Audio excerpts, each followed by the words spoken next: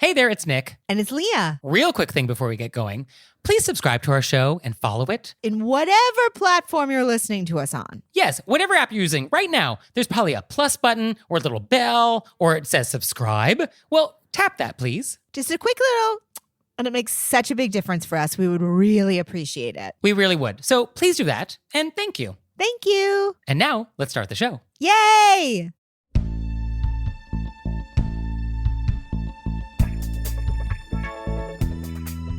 Do you reach for the wrong glass? Do you forget to tip your movers? Do your presents come with strings? Were you raised by wolves? Let's find out. Here are things that can make it better when we have to live together. We can all use a little help. Some people don't ask themselves, were you raised by wolves? Hey everybody, it's Nick Layton. And I'm Leah Bonema. And let's just get right down to it with our AMUSE-BOUCHE. Let's get in it. Surprise me. So for today's AMUSE-BOUCHE, I want to give you some helpful mnemonics for your next dinner party. I love a mnemonic. So there was this BuzzFeed etiquette quiz that was going around, and a bunch of our listeners took it and sent us their results. And some people got less than perfect scores, and it was all based on one of the questions. And so I guess it's a tricky question, and so I want to talk about it. So we're at a dinner party, and you're sort of shoulder to shoulder with all these other people, and there's water glasses for everybody. And there's a water glass on your left and a water glass on your right. And you would like some water. Leah, which water glass is yours? I'm visualizing, for those at home, I'm sitting back. I'm imagining I'm at, I think I'm going to go left. Okay, so you're going to reach to the left, and then you're going to take a sip. Yeah. Okay, so this is incorrect. And so you are not alone. Many people have trouble with this. This is what I do at dinner parties when I sit down at a table. Was this you or me? What do you think? Right. So I want to give you two ways you can remember. So I want you to flash me an okay sign with your left hand. And then I want you to flash me an okay sign with your right hand. And so your left hand is making a B, that's for bread. And the right hand is making a D, that's for drink. And so this is one way you can remember which side the bread is on and which side the drinks are on. Now, that's fine. I also like BMW, like the car. It goes bread, meal, water. BMW. Those are so fun. Honestly, delightful. So this is how you can remember.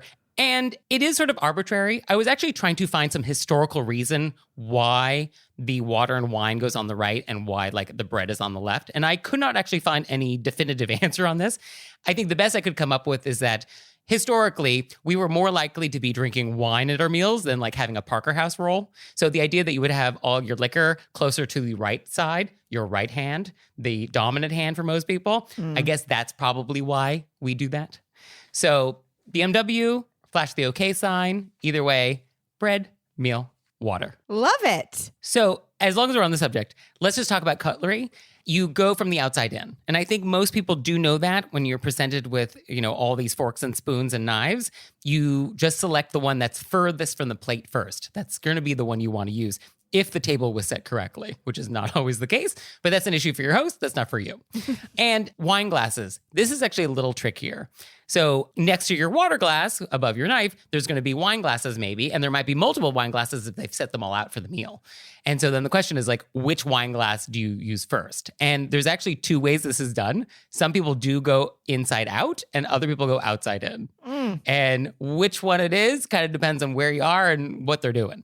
But luckily, you don't actually have to worry about this because if you were at the type of party in which you have multiple wine glasses, chances are someone is going to pour the wine for you. And they'll just pour it in whatever glass you're supposed to be drinking out of. So don't worry about it. Just put the glass back down where you found it and you'll be fine. Seems solid. That's it. Or not, it's a liquid. Oh, Leah Bonema. I'm the worst.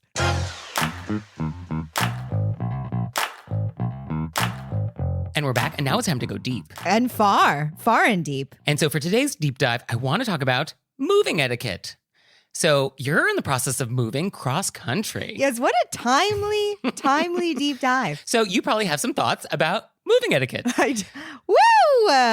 So for me, I hate moving so much that I don't do it. I've been in my current apartment for more than a decade. And at this point, you're going to have to carry me out feet first. Like, I don't want to move. That's why I'm here.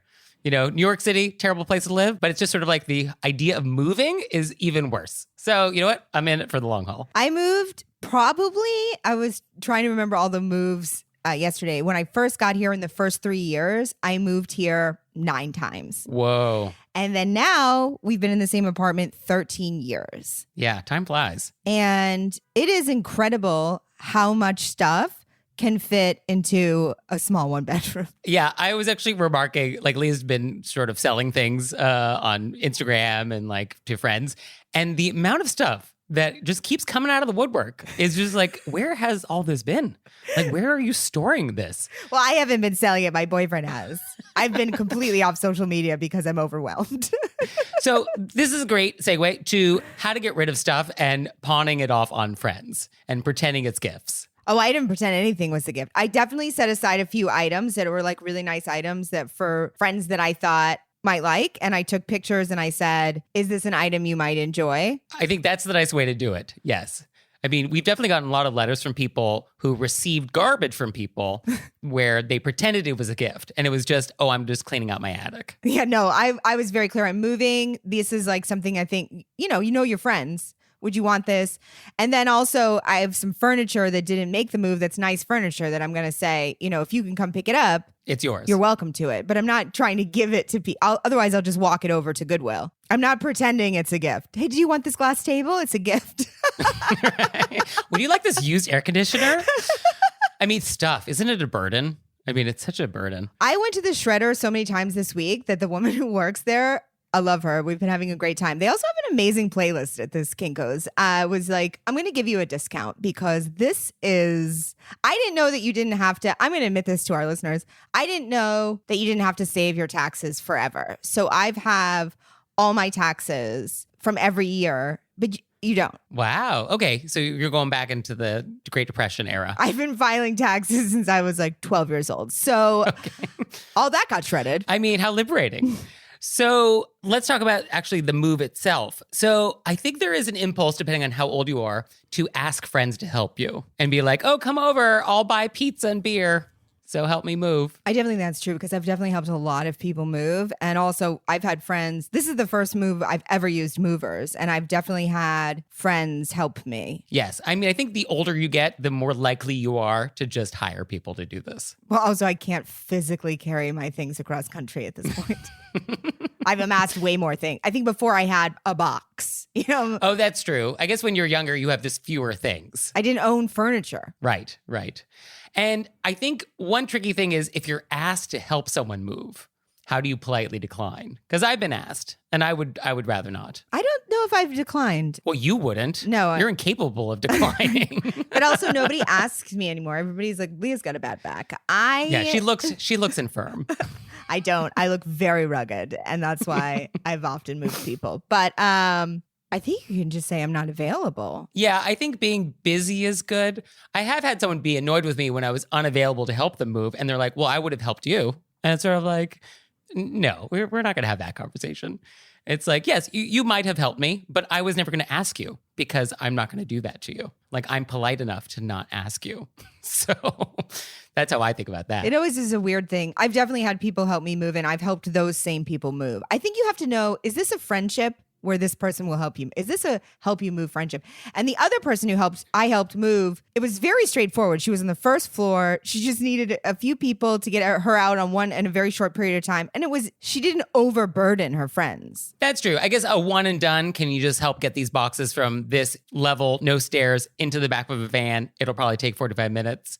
That's a different commitment than a 8-hour moving day while we're still packing boxes. Yeah, I really actually don't mind. But I mean, know what you're asking people. Do you live in a walk-up? Is it the full day? Are you saying, Right. Yes. I mean, I guess I'm always happy to help. Am I? I don't know. I'm happy to help boxes. I'm not going to carry a couch. It's just not going to happen. Yeah, that feels unsafe for me. It feels unsafe. And I'm for sure going to tag one of your walls and then worry about it for 3 weeks. So, all right, we've hired professional movers. Great. How has that been? What tips do you have for people? Like what's the etiquette around this? This one was, of course, for me, anxiety producing because long distance movers are different than local movers because you have 3 sets of movers. You have the movers that come to your house and take it out and take it to like a 16-wheeler place, like a big truck company. So you have the first set of people that come to your house and take it. Then you have the people that are driving it. Okay. And then you have the people at the other end that unload it. So like if you had movers for a day, you're tipping them off the day. They pick it up, they drive it 10 blocks or whatever, and then they unload it. We have 3 different sets of movers. So from my research, I tip the people at each location $5 to $10 per hour per person with a little bit extra for the person in charge. I'm on a walk up. And the one guy who was wrapping things did such an excellent job that I upped that just because it's a walk up. I felt like they went out of their way. There was some miscommunication up top. We fixed it. We worked together. But what it seemed to say was you tip on the hourly. Yeah, I guess that's probably a good way to calculate it. And that feels fair because that probably worked out to what, 40 or 50 bucks a person? Like what was the dollar amount at the end of the day? Yeah, that feels like the right zone. And you definitely need to give the tip individually. You cannot tip like the foreman and hope that he'll distribute it. Like, don't do that. Yeah, I went to my bank and I got those little envelopes and I had all the cash already. And then, yeah, I guess if you have a long distance move where the movers at one end are different than the movers at the other end, like, yes, you have to tip those people too. Yeah. Like, we don't pool tips. And inevitably, I just think it's fair if you're in a walk up to throw a little extra on top. If you have it. Yes. Yeah. I put it into my budget, because the reason that we're not moving ourselves is because I didn't want to carry furniture down the stairs. I realized how horrible it is. Yeah. I mean, I think anytime you deviate from sort of standard, quote unquote, where it's a little more effort, there's a tight turn in a stairwell, or you have some incredibly heavy antique something or super fragile stuff and they didn't actually break it, then yeah, you should definitely like amp up your tip a little bit. And I tried to, I had coffee ready with disposable cups if anybody wanted one. I didn't know how long we were going to be hanging out together. I mean, that's a good point. I think you should offer refreshments. If it's like a day-long move, I think you should offer water or coffee is very nice, or snacks. I mean, I think it's nice to be sort of hospitable. Yeah, and they were in they're in our home, and I've never used movers. I had no idea how it went. Yeah, I was actually very anxious about it. So, we had coffee ready and then we had cups and water in case people wanted refreshments. It's a hard job. Yeah, no, I think that's very nice. And you want them to do a good job for you. So going out of your way to make them miserable is like not a great strategy. Yeah, I think everybody's stressed out. Now, what about letting your neighbors know? Did you let anybody know that a move was happening in advance? I told our landlord, so he knew that there would be people in the building. I mean, I guess for suburban moves, it's a bigger deal when you have like a big truck that pulls up to your house blocking your neighbor's driveway. Yeah. That's probably a slightly different issue than in New York City, where it's just sort of like an apartment building. And nobody will talk to us here, so. Right. And I love it. Now, what about a house cooling party? Did you have any house cooling? This happened so fast that I haven't even A, processed it, or B, been able to. I'm reaching out to friends to tell them. Somebody actually has emailed us asking whether or not house cooling parties were okay or not. And I guess a house cooling party is like the opposite of a housewarming, like when you're leaving your house. I guess it's fine. I don't see any problem with that, right? I don't see why it would be you're just celebrating with people that you like and you're onto a new location. Yeah. I mean, I think it's a super casual event. So I think we don't want to pretend it's something that it's not, because you don't have probably any furniture left and you're eating off of paper plates. Yeah. And nobody needs any more things. Right. Yeah. Do not bring a gift to a house cooling party. I think that's probably the one party where you don't have to bring anything. Yeah. People are like, I just spent 8,000 trips to Salvation Army. Right. Yeah. Don't bring me more stuff. I guess bring ice. That's what you can bring. Some sage. Bring some sage. And then I guess when you arrive, it's nice to sort of let people know what your new address is. So it's sort of a very traditional, formal thing to send out like change of address notices. And there's all sorts of etiquette rules around that. But certainly like letting people know that it's happened, I think is nice. So you don't like surprise people like, oh, I didn't know you moved. Yeah, I do. I absolutely agree. And at the same time, when it happens so fast, there's also nothing you try to reach out to people and then you're like, I've always been very aware when people say I'm moving and I, give them leeway to be flexible on everything. But now that we're in the middle of it, it's very overwhelming. So if people forget to mention it, understand that they are in a pile of stuff from 1985 that they can't believe they've carried since they were a child. Okay. The amount of Star Wars items in this house is unbelievable. Well, may the force be with you on your move. Thank you so much.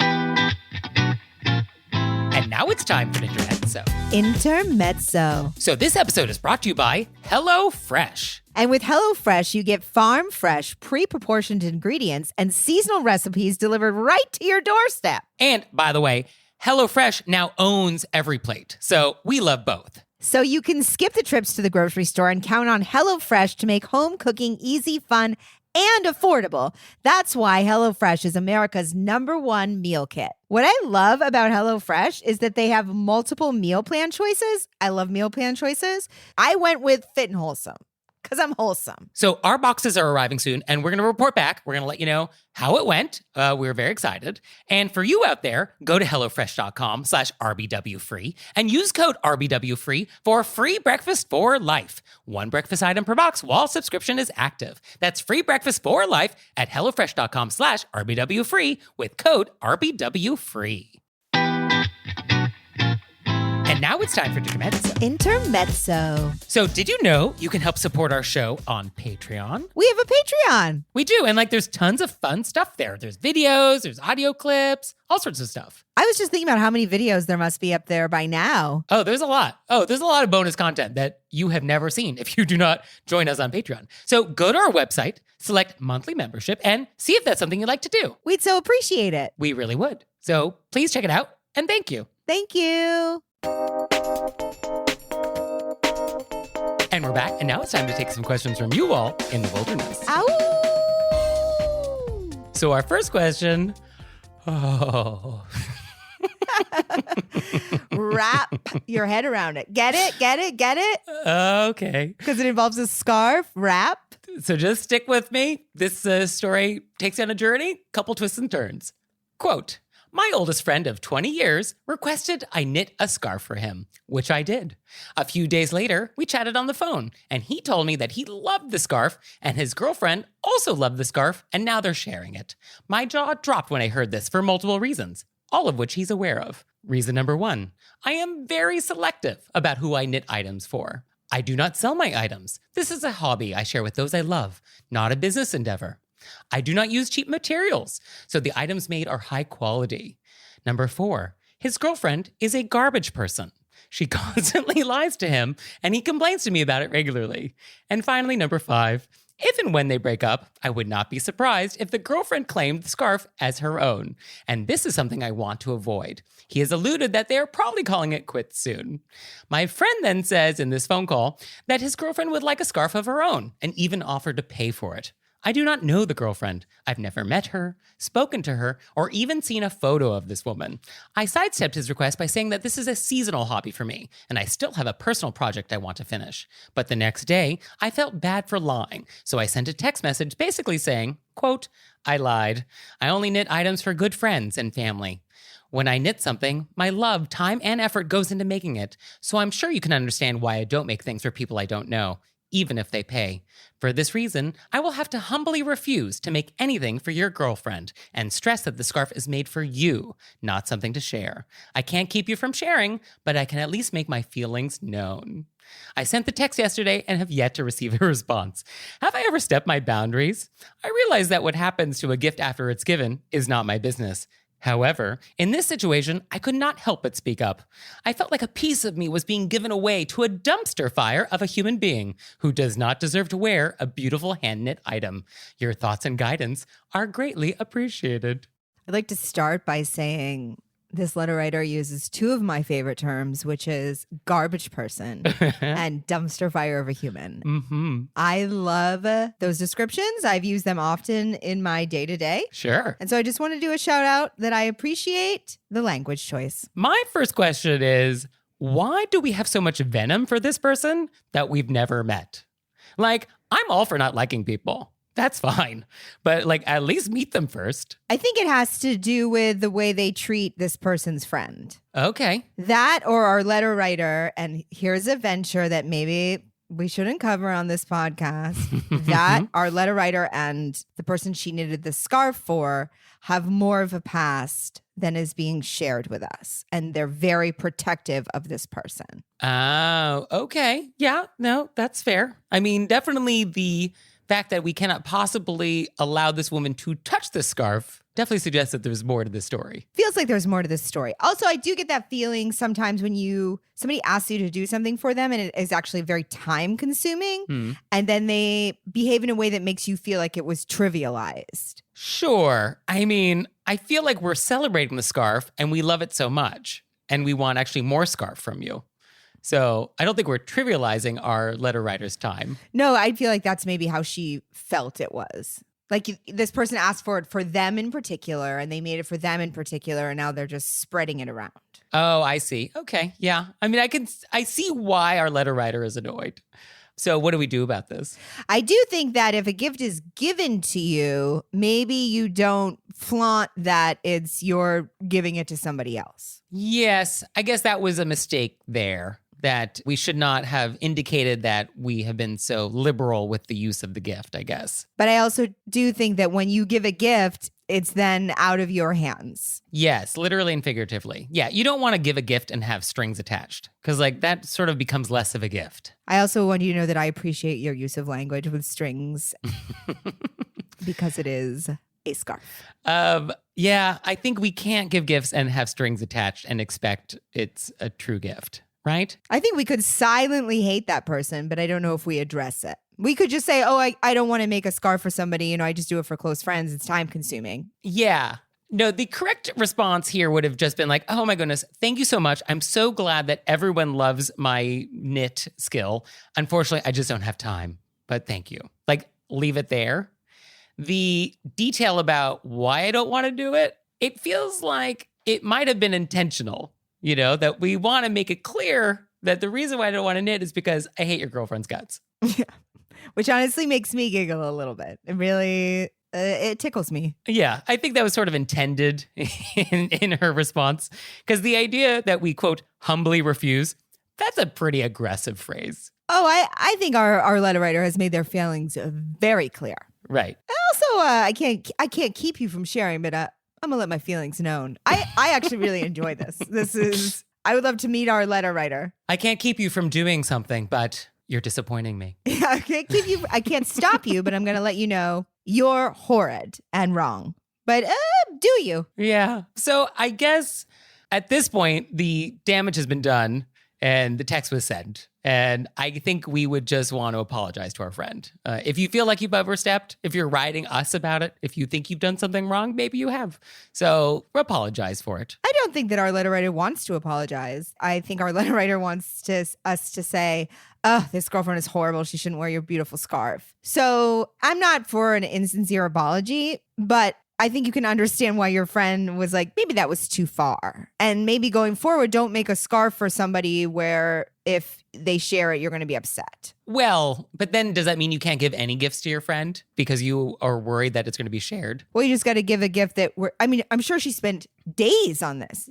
Days. Okay, so it's the fact that the gift was time consuming. So it's not just like, I want to give a crystal gravy boat to my friend, and unfortunately the girlfriend is also going to use it to pour gravy. Yeah, no, it's because she spent days and time and effort, and then this person who continues to call her and tells her what a piece of poo-poo his girlfriend is, then takes her time and days and gives the piece of poo-poo the scarf. So she did actually send a link of examples of her work, and it is wonderful. Like, she's a great knitter. Beautiful. I'd be a little nervous about receiving one from her in case I, used it the wrong way or let someone else look at it. I totally hear what you're saying, and I do think probably she overstepped. But I also, for some reason, I love the. I don't know why I really feel like this person is not an apologizer. So she leaned in. She sent a no, and then was like, I want to be more explicit on why I said no. Yes, I feel like I was a little too subtle before. And so I want to really underline the point about how much of a garbage person your girlfriend is.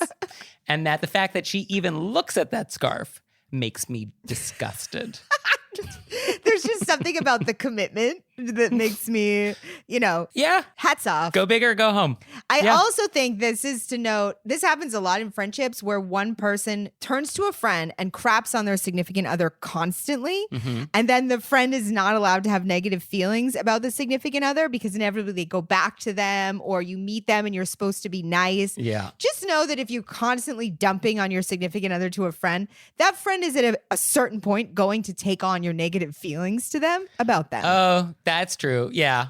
Because also, I mean, if you have a horrible girlfriend and your friend was like, she must be great. It's like, well, whose side are you on? Yeah. So, yeah, that's true. That's true. I think our letter writer may have just taken that slightly too far, but hey. I definitely think she took it too far. I want to say I categorically agree with you on that, but I also, for some reason, applaud her. She's so committed to it that you're like, be you. At least people know where they stand. Yeah, live your truth.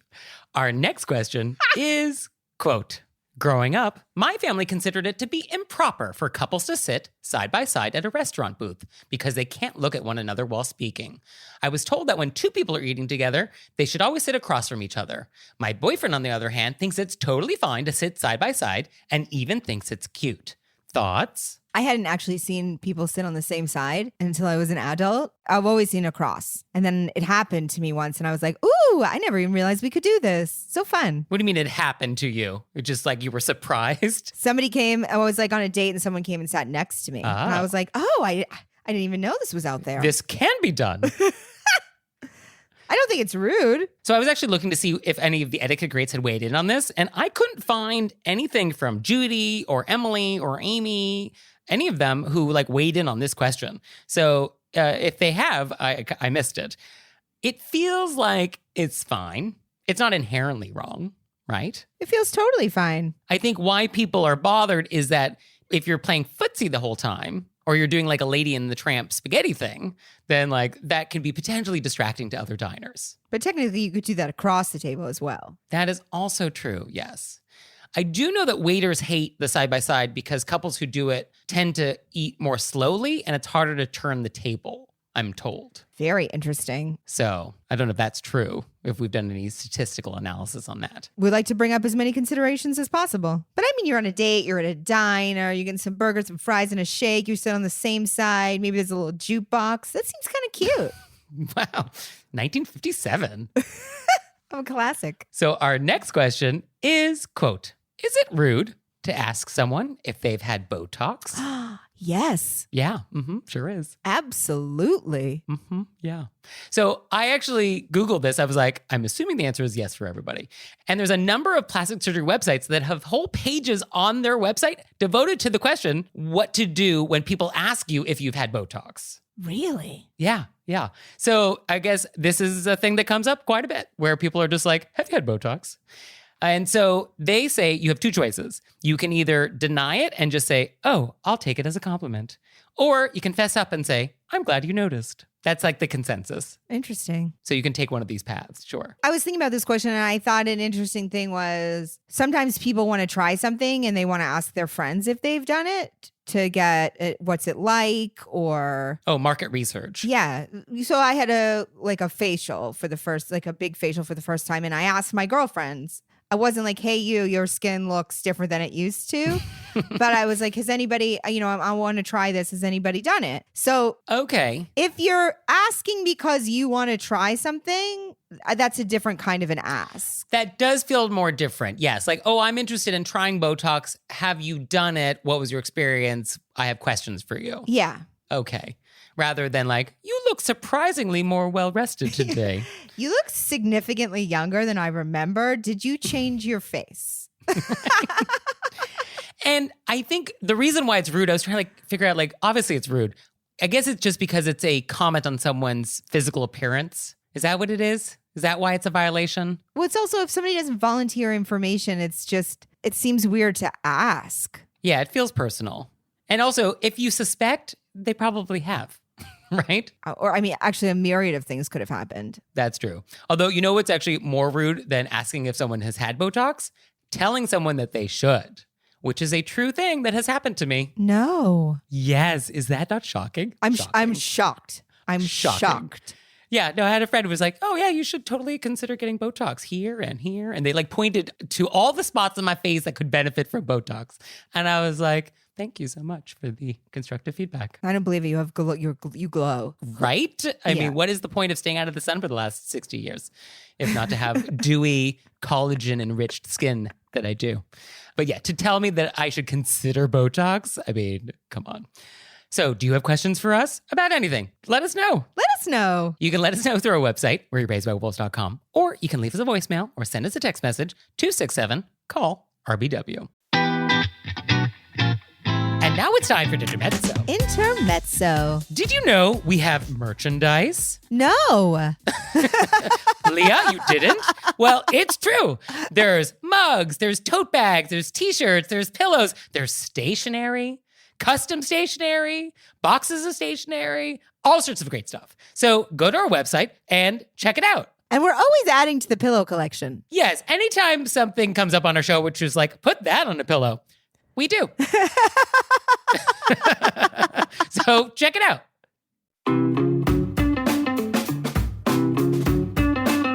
And we're back, and now it's time to play a game we like to call Vent or Repent. Better repent. Which is our opportunity to vent about some bad etiquette experience we've had recently, or we can repent for some etiquette faux pas we've committed. So, Leah, would you like to vent or repent? I was going to try to go for 3 weeks in a row of repenting, but I got a last minute event coming in. Hey, 11th hour. I'll take it. So also it's on theme. It's about moving. So we're moving on the 15th. Okay. It's very last minute. Besides utilities, I don't even know who has my address. It's been very. Also, we're moving to the West Coast, and unlike New York, the mail is outside the building. Shocking. Yeah. How does that work? I don't even know how outside works. So we have a friend in the building who this morning texted us a picture, and he's been out of town. He came back, and something was sent to me. I don't know what it is. I don't know. Oh, this is your new building on the West Coast. The new building on the West Coast. In this outdoor, exposed to the elements mailbox. Outdoor, exposed to people. Because if it doesn't fit in the box, it's just outside. I mean, what a world. So anyway, our friend is like, hey, I've been gone. I just came. It seems like something was sent for you. And so somebody stole my package, opened it, took out what was in the package, and then left the box. So I know that something did come for me and it was stolen.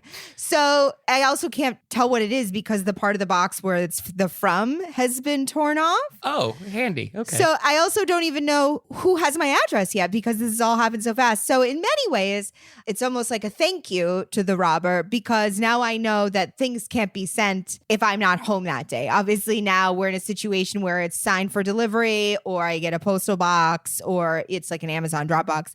But I think there's just something hilarious and very insane about a human being that would steal your stuff and then leave the box. Yeah. I'm going to open it up. I'm going to decide if I want it. And then I'm going to leave the box it's like a calling card. I'm going to let you know I was here and I took your stuff. Yeah, it's a bit of a horse head in a bed. Yeah. Really? I was like, what is going on? But also the amount of effort, I mean, it would just be easier to take the whole box with you. Like you're committing a crime, so just like take the whole thing. Just take that's exactly, like now I could fingerprint that with my little dusting kit. Obviously I'm not going to, but I could. And it's just that extra step of being like, I want to let you know because I would never have known. I don't even know what it was, but they want to let me know. I mean, I appreciate that they took the thing and didn't actually like decide that whatever you ordered for online was like so terrible that they weren't interested. They were like, oh, no, thank you. I don't like this chenille sweater. I'm just going to leave it. Meanwhile, I haven't ordered anything, so I don't even know what it was. My curiosity is piqued, but I know. Oh, now I'm thinking like, what was it? What prize? What prize is no longer mine, but I have the box. I mean, maybe that is it. Maybe the box is the thing. Maybe you were just sent a box. It's performance art. So for me, I would like to vent. And I would like to vent about 2 unrelated email experiences this week that just remind us that we have so much work to do when it comes to email etiquette. So the first thing I want to vent about is people who you leave a voicemail for. So like, hey, I'm calling you. So here's my number. Call me back. And then they send you an email back saying, got your message. Please call me. And it's like, no. Did you just reply to my voicemail with an email where I now have to call you again? That is not how voicemail works. No, what just happened? That is not how voicemail works. We don't do that. How is this more efficient, or like what is happening? So that's number one. Number two, related, is I had actually reached out to this company about potentially hiring them to do some work and wanted to get a little more info. And the next day, the CEO actually writes back and says, quote, "Before we exchange any information, I think it's best that we meet over the phone. Call me today at 4 o'clock Eastern time, period." And it's like, oh, I'm so sorry. Am I free today at 4 o'clock Eastern time for you? Are you the president of the United States? Should I reschedule my day around this? Like, what is that demand? What is going on? What is that? I mean, call me today at this specific time. No permission, not is it convenient? Would you be available if? Or even just say, oh, I'll be available after 4 o'clock today if you want to try catching me. Let me know if that works. Like, I'll take that. But to demand that I call you at a specific date and time? I mean, come on. Come on. Come on. And then, spoiler alert, I eventually did catch up with him by phone, not at the 4 o'clock he wanted, but he was so rude, just about everything. I was like, oh, I cannot possibly give you any money. Like, I cannot hire you. We cannot be in business together. Like, this is just not going to work out.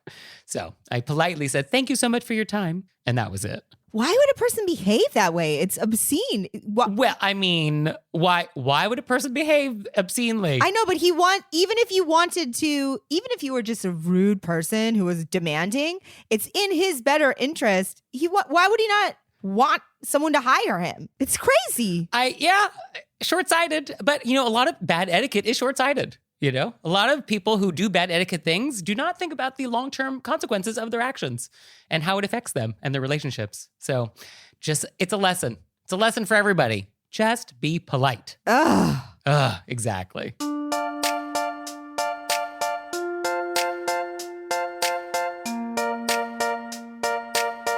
So, Leah, what have we learned? Oh, I learned my hands are going to guide me through which is my drink. Yes, and BMW. And BMW, which is, I'm just going to say it every place I sit down, even if it's like a fast food restaurant, and set my place. It's going to be so fun. I mean, whatever it takes to make sure you don't drink out of someone else's glass, I'll take it.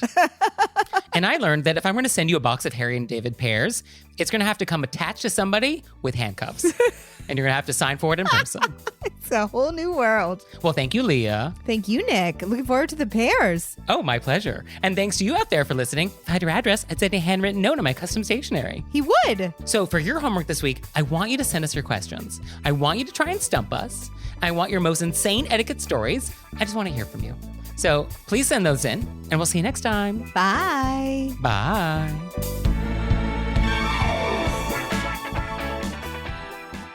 All right, Leah, it's time for Cordials of Kindness, the part of the show that you make us do, but I only give you 30 seconds to do it. Ready, set, go. I actually want to do a thank you to Zoom. I feel like so often we're all like, oh, Zoom. But also, it has allowed me to reconnect with people that live in other countries that I went to college with and haven't seen for a long time, to see people and feel like I've been able to keep up a relationship. We get to work together often on Zoom. I'm very grateful for it. That's true. Yeah, Zoom actually really has sort of changed the way we communicate, for better, for worse. I feel much closer and like I've seen people, even though I haven't seen them. And I'm very grateful for that. And for me, I would also like to talk about technology. Specifically, I want to say thank you to Lauren. She's one of our super fans. And each week, she has been gathering people together on Clubhouse, which is this new app that all the kids are doing, to talk about our latest episode. So it's sort of like a book club, but for our podcast. And it is so nice and kind of amazing to think that people like our show enough to not just even listen to it, but then to actually want to gather other people for a scheduled time to talk about it more. So I'm very touched by that. That is so, so cool. So really love that. And thank you. Thank you. Oh, Leah, one more thing. What? Have you signed up for Patreon yet? I have. Me too. You out there, have you signed up for Patreon yet? No? Well, go to our website, wereraisedbywolves.com, click on monthly membership, check it out, because we would really appreciate it if you'd support our show. We love your support. We would. So please do that, and we'll see you next time. Bye. Bye.